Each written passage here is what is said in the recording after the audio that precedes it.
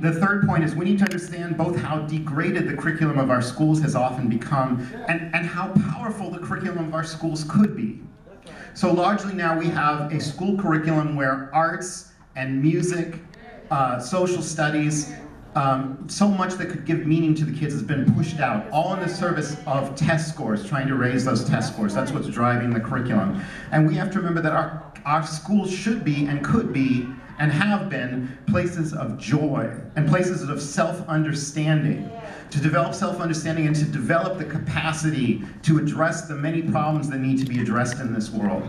School could be one of the most meaningful places for our community, and instead it's become deadened. But we're going to fight to get back to the place where schools are like that, where we have culturally relevant curriculum, where it's tied to not just producing a test score, but actually to developing people who are self-empowered and who know how to fight for their community.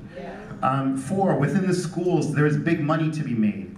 And that's why we've seen so much of what we've seen. Consultants contracts, testing contracts, high administrative salaries. And I've charted off in detail how over the last 8 years, how since the previous elected board, since we've had emergency management and power, resources have been shifted away from the classroom and to administrative salaries, to servicing their debt that they created, and then also to salaries, to contracts, to consultants, to curriculum packages, none of which we need. We already had a good curriculum here in Detroit in the mid to late 90s. And my final point, because I know I'm out of town, not out of town. They wanted to get me out of town.